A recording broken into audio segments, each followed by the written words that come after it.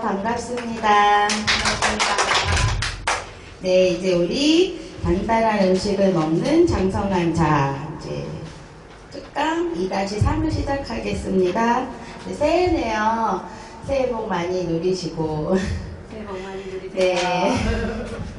네, 받은 우리는 이제 누리는 단계로 걷기도 하고 뛰기도 하면 이제 가야겠죠. 그래서 우리 연말에 이제 새해 어떠한 복을 많이 누렸나를 또 이렇게 간증할 수 있는 지난 우리 연말에 그런 간증들을 대하면서 정말 감격스러웠어요. 그리고 그때 제가 고백했던 어떤 성탄의 의미가 제가 이번 주에 그 되게 큰 증거물을 가지고 다시 여러분에게 고백할 수 있어서 기쁜데 그때 이렇게 찾아가는 성탄이 돼야 된다 해서 찾아갔던 그 똑똑이가 주중에 아빠랑 이렇게 캠핑도 가고 그러니까 1년 넘게 은둔했던 아이가 고1 아이가 캠핑도 가고 캠핑 가서 고양이랑 이렇게 놀고 밥도 바베큐도 주고 바베큐를 2번이나 했고 그리고 이제는 이렇게 약간의 피아노를 치기 시작하고 이게 감각 기능들이 이제 다시 돌아왔다. 그리고 이제 제가 그런 여성 혐오가 너무 심한 친구라 이제 뷸라를 좀 미술 치료를 빨리 넣었는데 아이의 그 그림이 평면이었어요. 요만한 콩알 같은 동그라미인데 지금은 그게 이제 육각형, 사각형 이런 형태가 나오고 약간의 세밀화가 진행되는 걸 보고 놀랍다. 그 치유하시는 그래서 그 엄마를 어제 만났어요. 아주 너무 일찍 와서 기다리셔서 제가 헐레벌떡 갔는데 그 엄마가 그 하나님이 이렇게 잃어버린 양을 찾아가는 거 있잖아요. 근데 그 아이를 태교할 때 그 언니를 선교원에서 선교원은 유치원과 좀 달라요. 교회에서 하는 유치원 선교원을 보냈고 그리고 태교를 이렇게 선교원에 다니는 언니의 노래를 누나의 노래를 들으면서 했고 걔도 선교원에 다녔다는 거예요. 근데 이제 이사를 가면서 이제 애들이 이제 공부나 이런 거에 집중하다 보니까 이제 교회를 안 다니기 시작해서 신앙이 아예 없는 건 아닌 거예요. 그래서 잃어버린 양 어딘가로 혼자 갔던 99마리가 아닌 잃어버린 1마리 양을 찾아라 하는 말씀이 하나님이 이 잃어버린 양을 찾게 하시기 위해 이런 모든 일들을 진행하셨구나 라고 제가 어제 그 엄마랑 3시간인가 예약한 건 50분인데 3시간 정도 그냥 흐르는 말을 그냥 들었어요. 이렇게 듣다 보니까 이제 어제 다른 부모들도 있어서 더 못 들었지만 너무 감사했고 그 구원이 그 집에 이르르게 하신 하나님의 열심이 그 가정에 그 아이들을 통해 쫓아오셨던 하나님을 좀 배웠어요. 그래서 고백을 여러분께 드리고 하나님의 일하심에는 하나의 흐트러짐도 없으시고 완벽하고 완전하다라는 말씀이 기적 같고 간증을 드리는 게 여러분에게 복이 될 것 같아서 나누고요. 자, 오늘 되게 어려운 강의예요. 이 수치심이라고 하는 건 지금 우리가 시대적으로 이 수치 때문에 일어나는 많은 일들이 연말에 있었잖아요. 그래서 그러한 왜 핵심 감정을 찾고 나면 벌어지는 일이 이 수치심과 죄책에 대해서 하나님이 어떻게 다루시느냐를 해야 우린 존재적으로 파괴되지 않는다는 거예요. 그래서 지난주에 내가 벗었으므로 두려워서 숨었습니다 까지가 핵심 감정을 찾게 하셨다. 그리고 나서 이제 하나님이 핵심 감정과 마주한 아담에게 물으시죠. 뭐라고 물으시죠? 나 어디? 그렇죠. 이르시되 내가 벗었음을 누가 내게 알렸느냐. 그래서 우리가 두려워서 숨었습니다 하고 우리의 숨은 우리에게 오셔서 하나님이 하시는 일은 누가 내게 알렸느냐. 내가 너에게 그렇게 하지 않았는데 그 이야기의 주체가 누구냐? 나냐? 라고 다시 물으신다라는 거예요. 하나님이 있는 동산에서는 우리 부모님 앞에서 온 몸을 벗고 빨개 벗고 다녀도 부끄럽지 않은 것처럼 친밀한 사이거든요. 그런데 그런 친밀한 관계를 깨트리고 너가 벗었다라고 하는 것을 알린 그가 누구냐? 너가 누구의 소리에 이 수치를 느끼기 시작했느냐를 찾아야 우리는 그 수치감과 대항할 수 있다는 거예요. 우리에서 분리시킬 수 있다는 거예요. 이 죄에 대해서. 그래서 수치의 근원이 벗었음을 누가 내게 알렸느냐라고 묻는 거죠. 그럼 여러분에게 수치를 일으키는 어떠한 것들이 있을 때 분명히 정신 차리고 다시 물으셔야 되는 거예요. 이 얘기를 누가 하냐? 백일동 그 아줌마가 하냐? 백삼동 그 아저씨가 하냐? 누가 하냐? 너에게 그렇게 말한 사람이 없는데 너는 누구 얘기를 듣고 부끄럽다 하느냐를 다시 근원적인 수치의 시작점으로 찾아가야 된다라고 말씀하시는 거죠. 그랬는데 그보다 앞서 무슨 일이 있었냐면, 자, 창세기 3장 5절을 읽어볼게요. 너희가 그것을 먹는 날에는 너희 눈이 밝아져 하나님과 같이 되어 선악을 알 줄 하나님이 아시리라. 이 얘기는 누가 하는 거죠? 그렇죠. 유혹자 뱀이 이야기하는 거예요. 뭐가 되냐면 너희 눈이 밝아져. 밝아졌다는 말은 안 보였던 게 보인다는 의미보다 각성. 원래 하나님이 보라고 한 그것이 아니라 그 넘어. 보이지 않아도 되는 영역까지 보이기 시작한다. 그러면 그 보이지 않는 영역 이상의 것을 보게 하는 그 순간 우리는 눈이 밝아져 하나님과 같이 될 거다라고 유혹자는 얘기한다라는 거예요. 그런데 결과는 하나님과 같이 되지 않고 무엇이 됐다는 거예요? 수치스럽고 부끄러워 숨을 수밖에 없는 일들이 인생에 일어났다라는 거거든요. 그러면 눈이 밝아져 우리가 각성해서 더 무언가를 안 보이던 것, 안 들리던 것, 안 느끼던 것들을 더 느끼면 우리는 선악을 구분을 한다는 거죠. 그럼 아담이 왜 선악을 구분하고 싶었나를 또 물어봐야 돼요. 자, 아담은 지금 누구와 분리되는 게 지금 너무 어려운 거죠? 두려운 거죠? 하나님과. 그럼 이 선악을 분분하고 싶다라는 욕망은 어디에서 생긴 거예요? 악이 아닌 선을 추구함으로 하나님과 분리되고 싶지 않다라는 아담의 욕망이 있었다는 거예요. 하나님 앞에서 내가 선악을 구분함으로 악을 지어서 하나님과 분리돼야지가 아닐 수 있고, 선을 행함으로 내가 하나님에게 눈에 더 들게 하고 싶어서, 하나님에게 더 잘해보고 싶어서, 하나님이 제공하신 것들이 너무 좋기 때문에 하나님과 절대 분리할 수 없다. 이게 우리 아이들이 가진 감정과 똑같아요. 얘가 지금 똑똑이가 각성됐잖아요. 그래서 얘는 비가 오면 냄새를 비의 양에 따라 다르게 느낀다는 거예요. 그리고 이게 햇살이 비치면 그 햇살에 따라서 느끼는 그 느낌이 다르대요. 그런 친구가 지금은 아무것도 할 수 없는 존재적 미학을 경험하는데 뭐를 하고 싶어서? 잘 보이고 싶어서. 누구에게?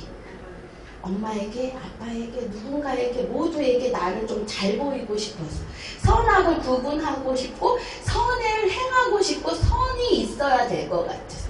이 수치의 시작은 뭐냐면 하나님이 안 가져도 된다라는 거, 없어도 된다라는 거를 더 가져서 누구 마음에 들게 하고 싶다는 거예요. 그것을 제공한 부모일 수도 있고 누구일 수도 있고 하나님 앞에서 나는 갖고 싶다라는 것, 그 욕망 자체가 뭘 일으켰다는 거죠? 이 유혹자의 유혹을 넘어갔다라는 거예요. 모든 감각이. 그래서 이 감각 기능이 각성되기 시작하면 뭔가 난 예민해지는 것 같아 라고 생각하면 그때 내가 하나님이 거하라고 하신 이 동산에서 벗어나 눈이 밝아지고 있는 내 욕망이 꿈틀대는 거는 아닐까? 다시 한번 돌아봐야 된다라는 거죠. 그래서 아이들이 어머님 얘 예민해요. 그럼 그 예민하게 한 그 원인을 찾아야 된다는 거예요. 우리는 하나님 앞에서 숨을 쉴 때 예민하지 않아요. 상담을 한다는 건 상담사의 숨과 그 아이의 숨이 결이 맞아야 되는 거예요. 이 상담사의 숨은 누구의 숨이냐? 하나님 그분의 숨과 맞아야 이 아이에게 적당한 숨을 제공할 수 있다는 거예요. 데시벨을 맞춰야 된다는 거죠. 알파, 저베타, 세타 모든 파장에 그것들이 오류가 일어나기 시작한다라는 거예요. 그럼 왜 그게 일어나느냐? 위험하니까 뭐를 하겠어요? 내가 악에 행할 것 같다는 두려움에 선을 행하고 싶어서 위험하니까 더 많은 정보를 얻어야 되는 거예요. 내가 안전하기 위해서. 그래서 각성이라는 거를 하죠. 더 잘 보이려고 잘 되게 하려고 하는 욕망이 우선 선행됐다라고 볼 수 있죠. 자, 그래서 이제 이 수치감이 들어와서 욕망이 꿈틀대고 내가 하나님과 분리되면 안 된다라는 각성이 일고 나서 눈이 밝아지고 나면 하나님 앞에서 보지 말아야 될 것들이 보이기 시작하니까 부끄럽다. 존재적으로 더 부끄러워지기 시작해서 아담이 하는 일이 있어요. 창세기 3장 7절 읽어볼까요?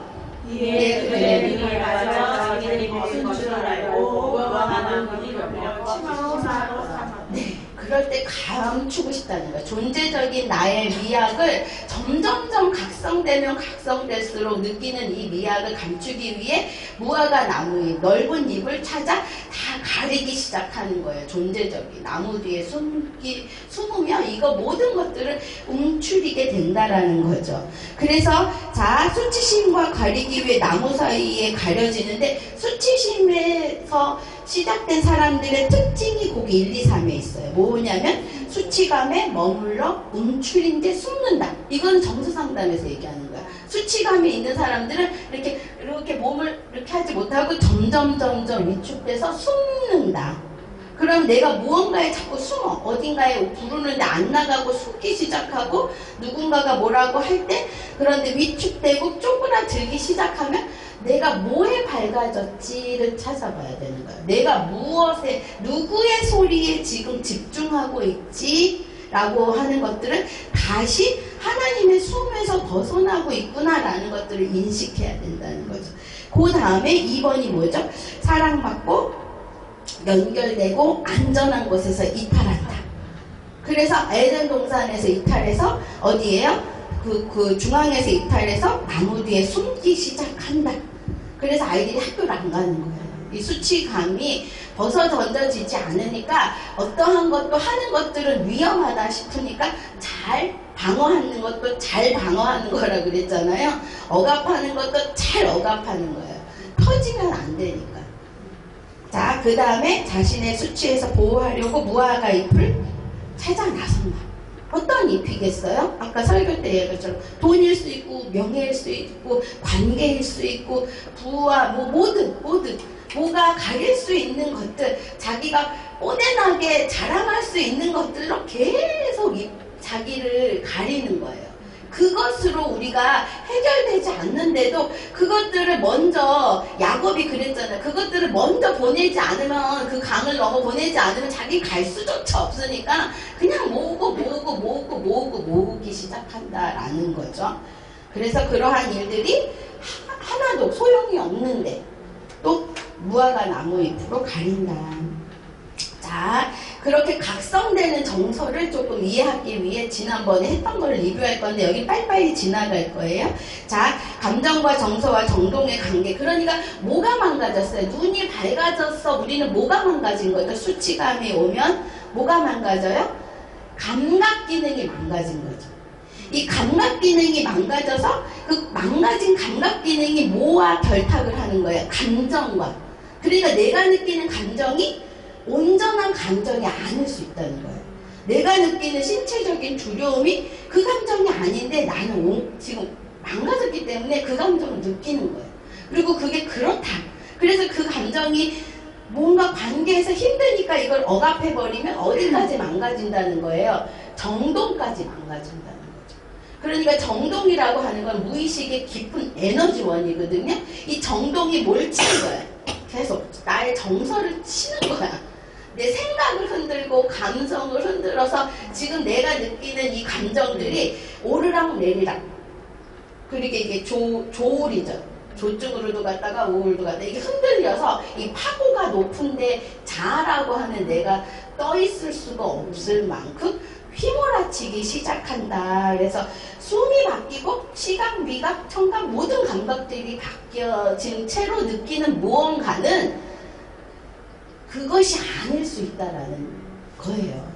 내가 느끼는 게 내가 정상적으로 느끼지 않을 수 있다라는 거를 내가 인식하지 않는다면 이게 다 누구 탓으로 돌리는 거예요.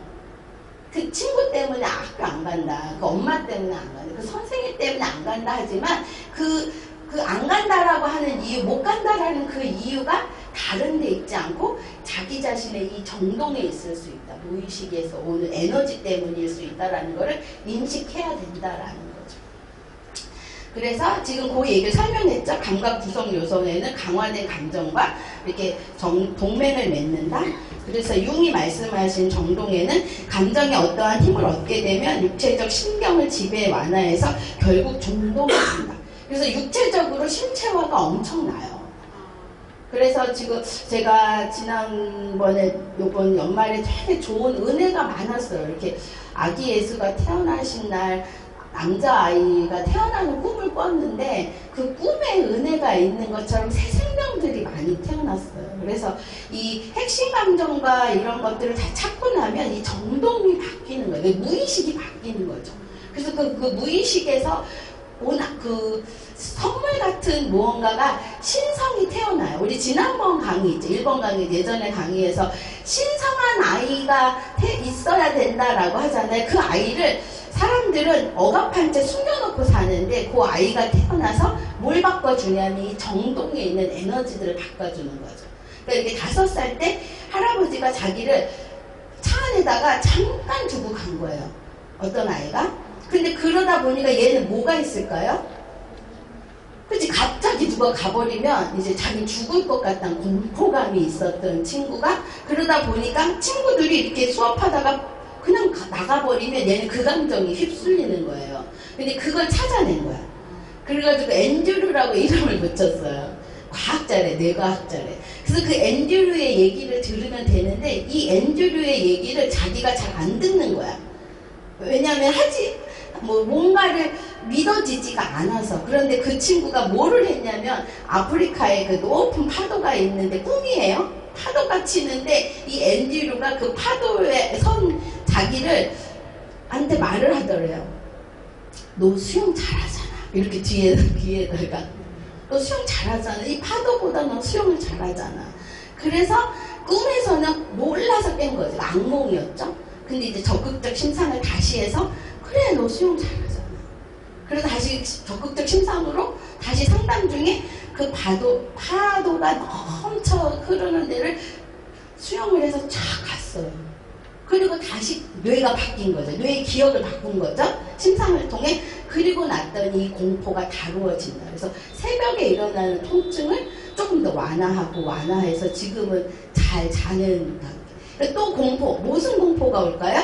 누군가가 나를 놓고 가면 자기가 죽을 것 같은 이 공포가 또 오면 뇌에서 거짓말을 하겠죠. 넌 죽을 거야. 너는 존재적으로 없어질 거야. 뭐 이런 어떤 핵심 감정이 찾아오는데 그런 것들을 이렇게 다룰 수 있으면은 이 정동을 괜찮은데 정동이 다루어지지 않으면 그냥 박살나는 게 좋다. 그래서 충동적 자살도 일어나는 일이거든요. 그래서 이 융의 정동은 그만큼 에너지가 강력한 건데 이제 그 육체적 신경적 지배를 한다. 그래서 무시할 수 없다. 그래서 바들바들 떠는 사람 보고 왜 그래 아무것도 없는데 이 말이 안 통해요. 그래서 정서의 무의식성은 그렇다라는 것들이 있고 자 그 다음에 그래서 지금 제가 얘기한 게 핵심 감정과 투쟁과 도피가 이렇게 몸에도 나타난다. 그래서 막 식은땀이 나오는 부교감 신경과 교감 신경 갑자기 흥분돼서 막 혈압이 막 치달아 오르고 이럴 수 있고 이러한 투쟁과 도피의 아드레날린들이 막 방출되는 거고 도파민이 콜티지졸이 이런 것들이 너무 많이 아침에 생성이 되면 잠도 안 자요. 못 자. 그런 일들이 이제 겉으로 안으로 일어나는 것들을 지금 진정시켜야 되는 게 어떤 거라는 거예요. 다시 하나님의 숨으로 돌아오게 해야 된다. 안전하다. 안심해도 된다라는 사인이 뇌가 다시 받을 수 있도록 내 마음이 그거를 영접할 수 있게 해주어야 된다. 그래서 핵심 감정은 증폭한다. 그래서 자기를 증폭하게 하는 거는 자기 판단과 자기 비판이 가해질 때 이게 증폭해요. 그러면 누가 널 비판한다고 해 라고 말을 하겠지만 이 비판이라고 하는 자기 내면의 이런 소리는 저장되어 있는 고장난 라디오 같아요. 자, 그런 것들이, 자, 그래서 그런 것들이 조절되지 않을 때, 훅 하고 털어지지 않을 때 겁을 먹는 거죠. 그러니까 도망가는 거죠. 이 상황에서부터 빠져나가고 싶어서. 자, 그래서 그 감정에는 항상성을 유지하는 조화로운 것들이 있어야 되는데, 그러한 것들이 도망가는데 도망가지지 못하니까 우리는 그걸 억압해버리는 거야. 못 나오도록. 그러니까 못 나오도록 억압하는데 온 에너지를 쓰니까 우리가 지금 해야 될 일들을 밥 먹는 거, 자는 거, 노는 거 이런 거는 할 수조차 없어진다. 그래서 그냥 어디에 있는 거예요? 아무도 자극 주지 않는 자기 방 안에 가만히 있는 거다. 근데 이 핵심 감정이 가장 많이 차단하는 거, 가장 강력히 차단하고 가장 파워 있는 게 뭐냐면 불안과 죄책과 수치다. 그럼 이 불안과 죄책과 수치 중에 어떤 게 제일 위험한가? 그렇죠.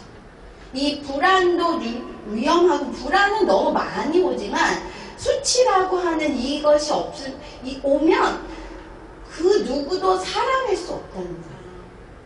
수치를 감당할 수치를 벗어내고 존재적으로 내가 서야 죄에 대한 책임을 지죠.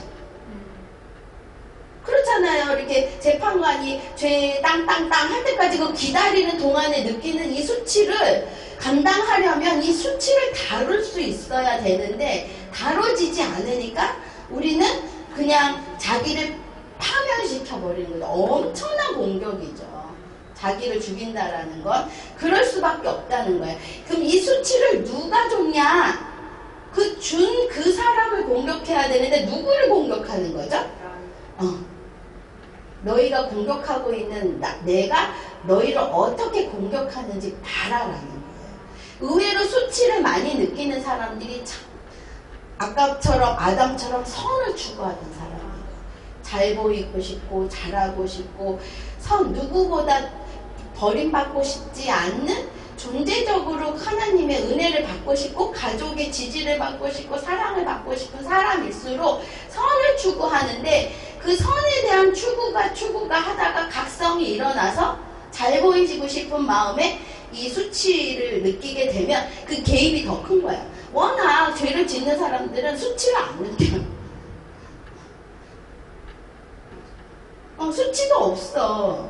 근데 선을 추구하던 악이 아닌 선을 추구하던 사람이 무언가 이것이 악이었구나라고 받아들이는 순간 감당할 수가 없다는 거예요. 근데 이 선을 추구함도 죄랍니다.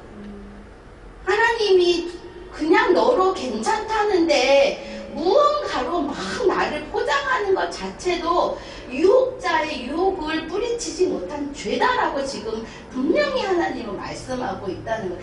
찌질한 너도 괜찮고 그냥 부족한 너도 괜찮고 골방에 사는 월세 사는 다 괜찮다 하는데 그것이 못 견디겠다라고 하는 것 자체가 죄라는 거죠. 지금 그것으로부터 자기가 얼마나 처절하게 자기 자신이 죽음으로 향해 가고 있느냐 그 이야기를 하시고 그것에 대해서 스탑이라고 말씀하시는 신의 소리를 들어야 된다. 그래서 불안과 수치심과 죄책감을 다루는 것은 우리의 과거의 경험으로 어떤 핵심 감정이 수용되지 못한다, 두렵다라고 하는 것들이 사실을 학습하는 거예요.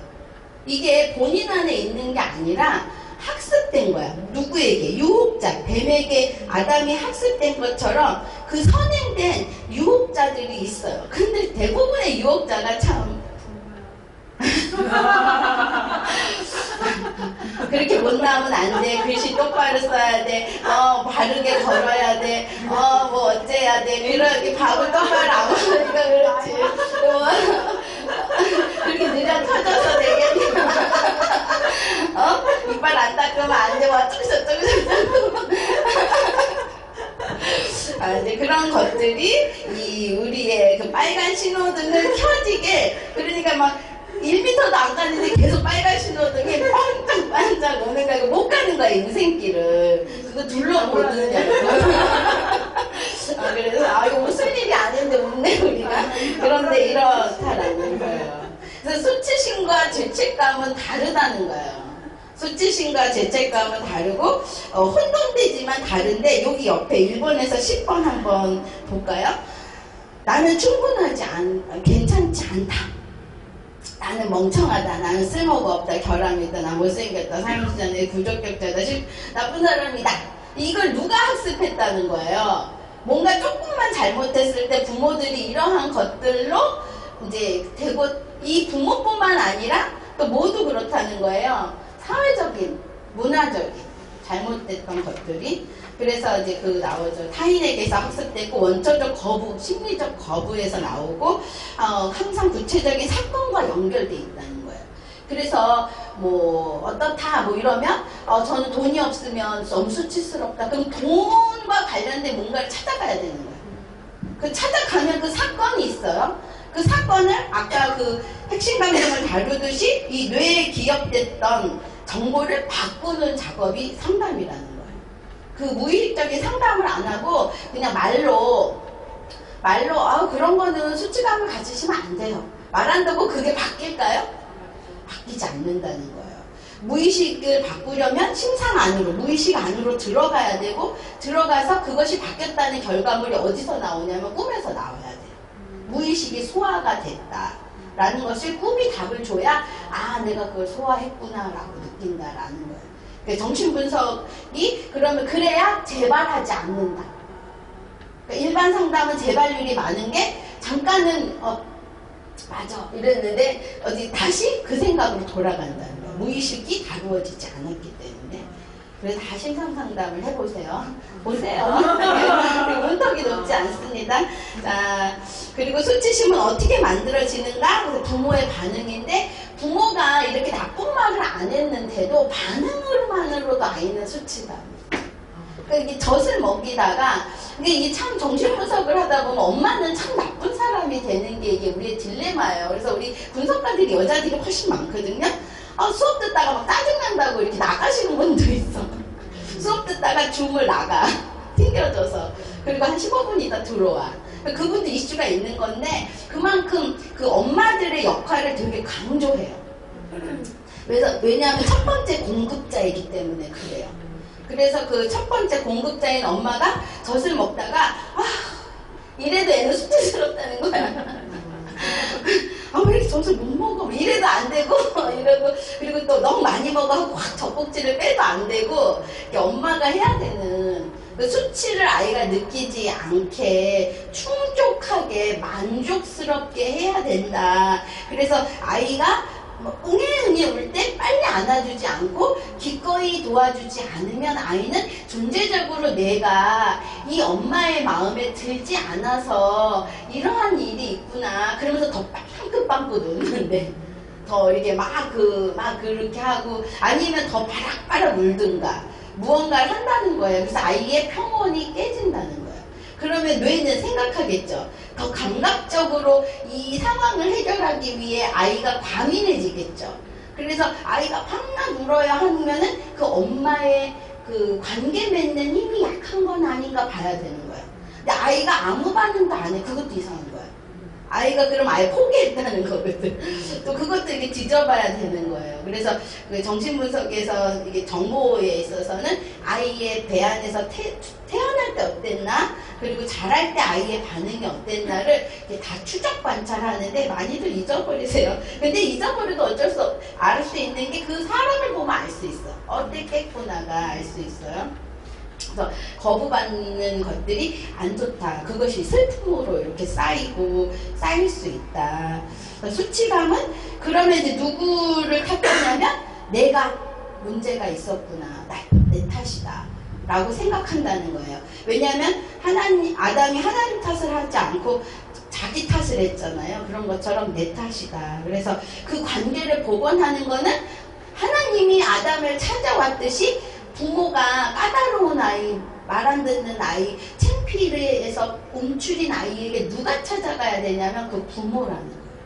아이는 그걸 보거나 힘이 없다 라는 거죠. 그런데 부모들이 그러죠. 아우 걔는 잘못해놓고 지가 잘못했단 말 안 해요 이러잖아. 잘못했단 말을 못 한다니까요. 찾아가서 그 수치를 내가 대신 감당해 주마 얘기하는 게 진짜 하나님이 우리를 양육하시는 태도라니까요. 그러니까 우리도 그 아이에게 가서 그 수치를 하나님이 감당하셨듯 나도 너의 수치를 사하노라 이런 이야기를 해야 아이가 다시 관계 안으로 들어올 수 있다. 근데 이제 그런 것들을 안 하는데 해로운 수치심이 있어요. 이제 원래는 부모가 이걸 해결해 줘야 되는데 해결하지 않은 해로운 수치심은 이제 학대나 방치겠죠. 이건 만성적이에요. 이건 완전한 병리가 있어서 이거는 신의 도우심이 없이는 해결되지 않을 수 있다. 그래서 우리가 다루어야 되는 거는 그 부모들이 알아서 다루어주는 관계는 되지만 이렇게 만성적인 수치심에 있는 분들에게는 정말 복음을 전해야 되고 전하지 않고는 그분을 거기서 건져낼 수 있는 방법은 없다 라는 거죠.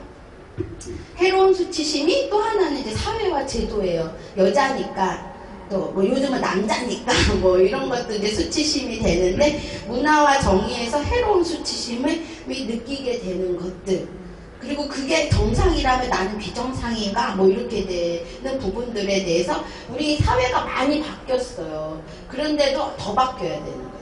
지금 현동이 아빠가 설거지를 많이 해서 남성성 얘기를 아까 우리 밥 먹으면서 했죠. 우리 참 밥 먹으면서 되게 심각한 얘기인 줄 알았는데 그런데 그 아이는 설거지하는 아빠의 그 여성스러운 자기 돌봄을 그거를 양분 삼아 크기 때문에 훨씬 사회 적응적으로 잘 클 수 있다는 거예요. 그리고 장가도 잘 가. 그런 남자들을 원하는 시대가 됐어요. 건강한 시대가 된 거죠. 그래서 수치심과 핵심 감정이 이렇게 융합되어 버리면 아주 강력해지게 돼요. 수치심 자체도 강력한데 핵심 감정은 진짜 강력하고 무의식 안에 거의 거대한 에너지거든요. 부정적. 그러니까 그것이 이렇게 결탁됐을 경우에는 이겨낼 장사가 없다는 거예요.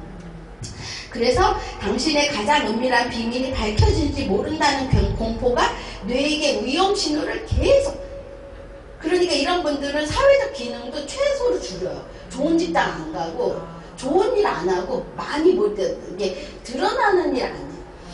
왜냐하면 너무 위험하고 여기서 사는 것 자체가 두려울 수 있으니까 조심조심 살고. 일본이 그렇지 않아요? 일본 이게 사회 문화적으로도. 근데 그런 태도가 있어요. 그래서 그 다음에 뇌의 부정적인 인식.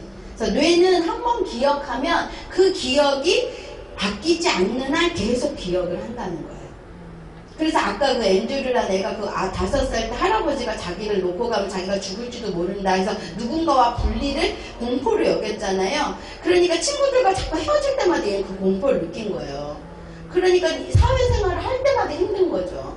그런데 지금 이제 알아차린 거야. 아, 내가 그때의 감정을 계속 갖고 오는구나. 근데 이제 앤드류가 너는 지금 그때 5살이 아니라 지금은 17살이고, 그리고 그때 너는 못했지만 지금은 너는 같이 가라고 말할 수 있고, 그리고 왜 그랬어? 라고 물어볼 수도 있고, 그리고 너는 혼자서도 집으로 잘 와. 수영도 잘하는 것처럼 그렇게 다시 자기를 재해석하니까 뇌가 그 공포로 갔다가 아, 얘는 할 줄 아는 애네 하고 다시 온다. 그래서 게슈탈트 치료는 히어앤나우. 예전에 그 나를 다시 갖고 와서 현재의 내가 그걸 해결할 수 있다면 과거의 나도 해결됐다. 그래야 이게 재발이 안 되는 거죠. 그러니까 5살 때, 7살 때 그런 기억들을 계속 소환하는 게 무의식 상담인 거죠. 그러니까 추적을 해서 해롭게 하는 게 아니라 추적을 해서 정보들을 체인징하는 거예요. AI가 입력 잘못해 놓은 거를 수정하는 거와 똑같죠. 근데 하나를 그 앤드류는 제가 만들어낸. 그렇죠.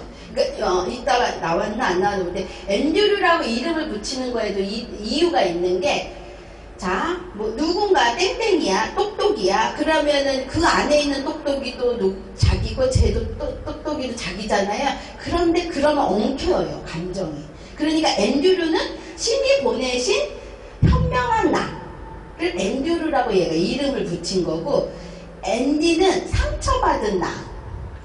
그러면 지금 현재는 뭐가 있는 거야? 똑똑이가 얘랑 얘를 다루는 거야. 그래서 자기가 위험할 때 겁이 나면 이게 앤디인가 앤드류인가 이렇게 보는 거예요. 근데 그럼 앤디네? 그럼 앤드류는 어디 있지? 이게 생각하는 거예요. 그래서 앤드류는 그 뭐라고 말할까 해서 우리 역할극 할 때 비느자에 이쪽에도 앉아보세요, 저쪽에도 앉아보세요 하는 것처럼 자신 안에 있는 여러 가지 원형들을 그 역할이 돼서 바라보게 하는 거예요. 지난번에 우리 하나님이 돼서 우리를 바라볼 때 느낌이 확 달라졌잖아요. 그런데 그 앤드류. 그러니까 얘가 갑자기 막 혼란스럽다가도 두려움과 공포가 있을 때 맞아 앤드류로 다시 보면 이렇게 다르게 보이기 시작하는 거예요. 분리시키는 거예요. 엉켜있는 실타래 같은 나로. 질문까지 해주시고 감사해요. 그래서 이게 내 부정적인 인식이 이렇게 바뀌어 가야 된다는 거예요. 그래서 무의식이 바뀌어야 다시 재발하지 않는다라는 거죠. 자, 완벽이라는 신화가 내가 하나님 앞에서 완벽해져야 된다라는 신화가 이 수치심을 자극받게 만들었다. 누구에게? 유혹자에게 유혹받게끔 했다. 눈이 밝아져야 선악을 구분해야 이 에덴 동산에서 내가 하나님과 분리되지 않고 살 거라고 하는 이러한 잘못된 가설이 도리어 하나님 앞에서 내가 분리될 수 있는 이런 일들을 만들었다. 우리는 완벽하지 않습니다. 완전한 하나님이 완전하게 만드셨을 뿐이죠. 그리고 완벽하신 분은 신 하나님 외에는 없다라는 겸손을 가질 때 우리는 이 수치감으로부터 우리를 벗어나게 하시는 하나님께로 올 수 있다. 그래서 온전하게 지으신 우리는 완벽하신 하나님께로 돌아가야 안전한 보호를 받습니다. 자, 마음을 좀 다시 내려놓고 호흡을 좀 더 가다듬어 보세요. 자, 하나님께서 여러분에게 다시 묻습니다. 누가 너의 벗었음을 내게 알렸느냐? 하나님이 벗었음을 인식한, 부끄러움을 인식한 당신에게, 두려움을 인식한 당신에게 지금 무엇라고 말씀하십니까? 그 수치감에 머물러 움츠린 채 숨어있던 데서 나오라고 하십니다. 자기가 보호하려고 찾아다니던 무화과 그 잎을 이제 내려놓고 사랑받고 연결되고 안전한 하나님 품으로, 하나님 품으로, 하나님의 공동체로 돌아오라고 말씀하고 계십니다. 숨을 깊게 세워볼게요. 숨을 깊게 들이마셔볼게요. 나를 만드시고 어여쁘다 하시고 안전하다 하시고 당신의 숨을 불어넣으시고 누리며 살으라고 말씀하시는 그 하나님께, 여호와 하나님이 아담과 그의 아내를 위하여 가지옷을 지어 입히시니라. 하나님께서 수치스럽다 하는 우리에게 입히시려고 자신의 살과 피를 다 찢어 우리에게 보혈의 옷을 준비해 주셨습니다. 하나님이 예비하신 십자가 예수 그리스도의 옷을 당신에게 입으라고 전하고 계십니다. 온전한 자라 말씀하십니다. 이제 너는 충분하다. 너는 지혜롭다. 너는 참 쓸모가 있어. 너는 결함이 없다. 너는 참 잘생기고 어여쁘다. 너는 사랑스럽다. 너가 어떠한 상처를 받았을지라도 치유자인 내가 다 치료해 주마. 자격이 있어. 성공했구나.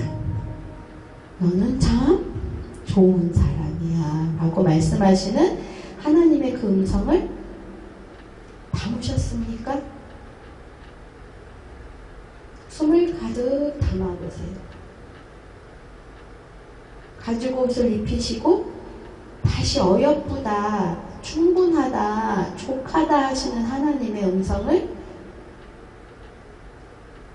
이 들리십니까? 기도하시겠습니다.